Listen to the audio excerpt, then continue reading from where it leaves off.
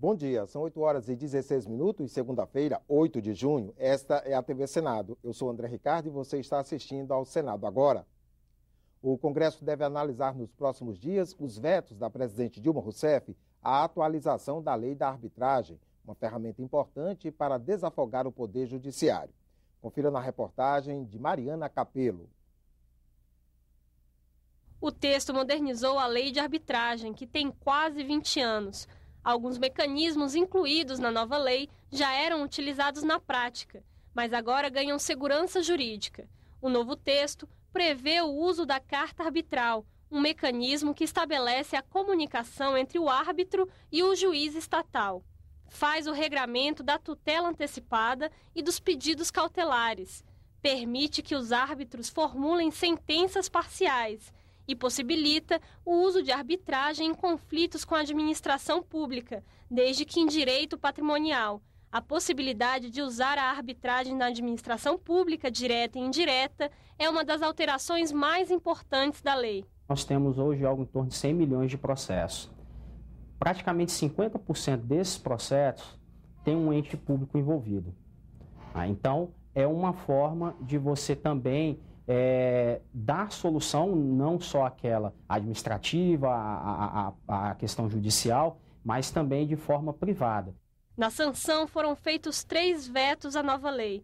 A presidente decidiu suprimir as partes do texto que previam o uso da arbitragem em causas trabalhistas e de direito do consumidor. Qual foi a base, o embasamento prático dos vetos? Era, no caso do consumo, direito do consumidor, a hipossuficiência do consumidor e, no caso das relações do trabalho, a hipossuficiência do empregado. No texto constava que a última palavra era sempre do consumidor. Então, ou seja, haveria a possibilidade de ter arbitragem se o consumidor concordasse. Então, não seria uma forma de resolver o conflito desconhecida do consumidor.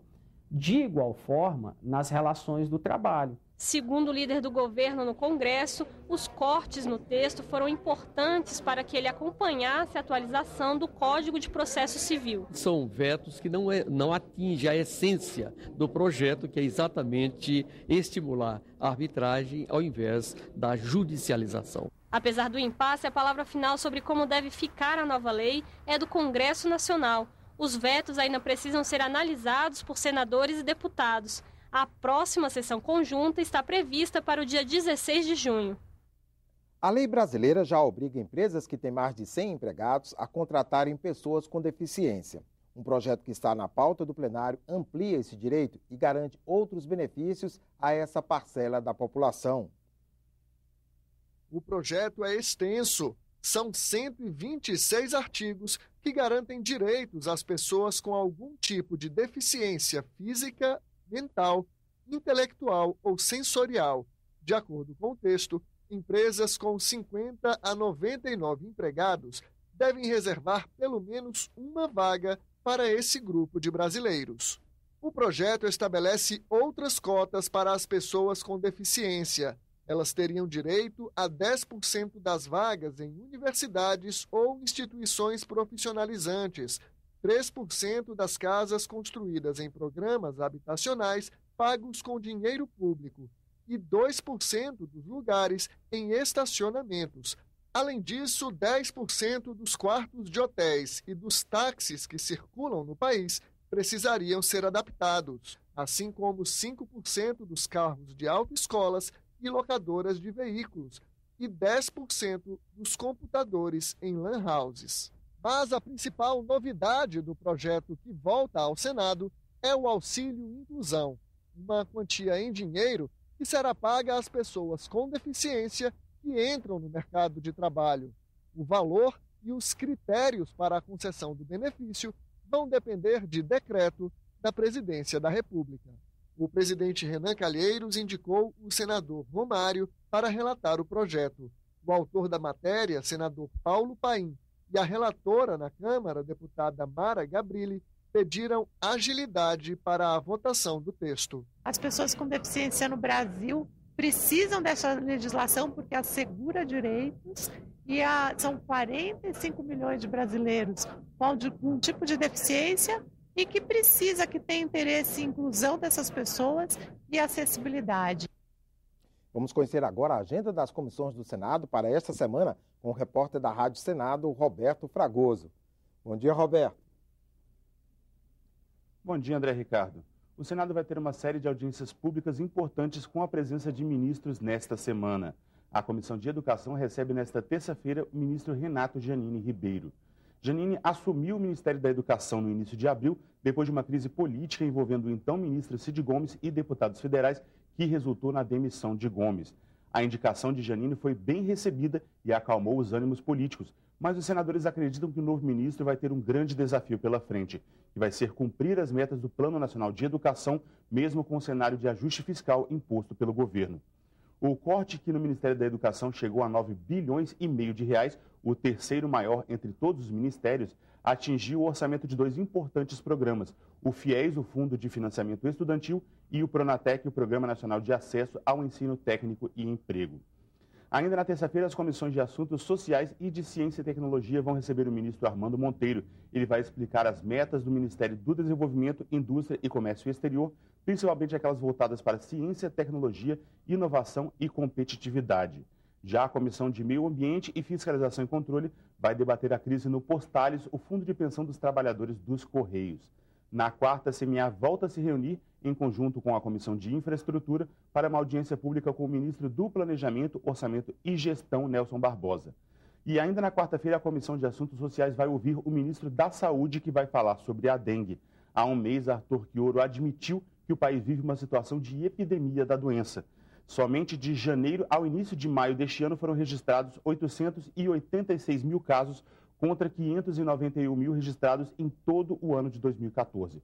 Um levantamento do Ministério da Saúde indica que 8 em cada 10 cidades têm ao menos um registro de dengue em 2015 e que 1.500 municípios brasileiros enfrentam uma situação de epidemia. André. Obrigado, Roberto. Só uma correção, a audiência amanhã com o ministro Armando Monteiro da Indústria e Comércio é entre as comissões de Ciência e Tecnologia e Assuntos Econômicos. A Comissão de Direitos Humanos faz audiência pública daqui a pouco às 9 horas sobre os impactos das medidas econômicas sobre a população negra. E os senadores da CDH vão estar hoje à tarde em Florianópolis, Santa Catarina, para uma outra audiência pública. Desta vez, o tema é a terceirização de mão de obra. A reunião será às 2 da tarde na Assembleia Legislativa. Você, pai, acha pouco 5 dias para ficar em casa cuidando do bebê recém-nascido? E você, mãe, 4 meses de licença é suficiente? A duração das licenças maternidade e paternidade está em debate no Senado. Veja na reportagem de Roberta Cruz. Dar banho, trocar fralda, vestir roupa, botar para rotar, brincar. Esse casal compartilha praticamente todos os cuidados com o bebê. O pai emendou férias com a licença paternidade e conseguiu ficar 3 semanas por conta da mulher e da pequena Júlia. Quando ele voltou a trabalhar, fez muita falta. Como eu fiz cesárea e aqui é casa de 2 andares, eu não podia descer a escada, né? Então ele pegava almoço para mim, café da manhã, água, tudo que eu precisava, ele estava à disposição. Para o todo cuidado, o carinho que ele teve com ela. Então, assim, me passou muita segurança. Então, assim que ele voltou a trabalhar, desandou praticamente tudo. A mastite, ela teve febre, entrou com medicação, diminuiu a produção de leite, o bebê ficou mais estressado e eu não estava aqui. 3 propostas de emenda à Constituição ampliam o tempo de licença paternidade, atualmente de 5 dias. A PEC 110 de 2011, de autoria da senadora Marta Suplicy, e a PEC 24 de 2013, do senador Randolfo Rodrigues, aumentam o prazo para 15 dias. Já a PEC 41 de 2015, do senador Álvaro Dias, estabelece 30 dias de licença paternidade. Para este construtor, as vantagens da licença paternidade podem ser percebidas antes mesmo do funcionário retornar ao trabalho. Naquele período todo que ele está em casa, cuidando da esposa, o comentário, a satisfação dos amigos, um vai ser compadre, vai ser... Então, a gente sente que o retorno é garantido. 15, 10, 20, 30 dias, né? havendo organização na empresa, absolutamente não sofre. O custo-benefício é enorme. As propostas dos senadores Álvaro Dias e Randolfo Rodrigues também ampliam para 180 dias a licença maternidade. Hoje, no Brasil, a Constituição garante 120 dias de licença para as mães, mas algumas mulheres já conseguem ter 6 meses de licença maternidade.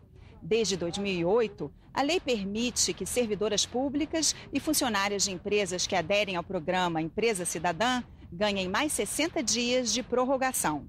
Um dos argumentos usados para defender a licença de 180 dias é a recomendação de que nos primeiros 6 meses de vida, o leite materno deve ser a única substância ingerida pelo bebê. Está comprovado cientificamente que a criança, para estabelecer todas as sinapses no seio da mãe, precisa de 6 meses. A proposta da senadora Marta Suplicy defende a ampliação para 180 dias, mas muda o nome para a licença natalidade, que poderia ser tirada por qualquer um dos pais. Um casal, né?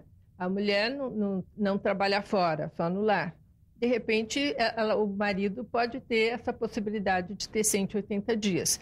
Ou se a mulher tem um emprego onde a necessidade da presença dela, para o sustento do lar, para a carreira dela, ela ficar só o tempo de resguardo pós-maternidade e o marido ficar 180 dias, também torna possível. Ou também nos casais homoafetivos, que na época que o projeto fez, em 2011, não existia união estável, hoje existe. Ou também para adoção, porque isso é muito sério. A criança que é adotada, ela precisa criar um vínculo, né? E esse vínculo é com o pai e com a mãe. O compartilhamento da licença entre pai e mãe existe na Escandinávia desde a década de 1970. A mais recente iniciativa neste sentido é a do Reino Unido, onde a licença parental está em vigor desde abril. Lá, pai e mãe têm direito a 2 semanas cada um. Na sequência, a mãe pode tirar cerca de 1 ano de licença, 50 semanas no total. Mas o casal pode optar pela licença parental, na qual os pais dividem o tempo da forma que acharem melhor. Eles podem, inclusive, tirar a licença ou uma parte dela juntos. A partir da 40ª semana da licença, a pessoa tem a garantia de manter o emprego, mas sem remuneração. Você pode entrar em contato com os parlamentares e dizer o que pensa a respeito do assunto. Um canal aberto é o perfil do Senado no Facebook, o Senado Notícias. A postagem que pergunta qual sua opinião sobre a licença paternidade de 30 dias alcançou mais de 7 milhões de pessoas.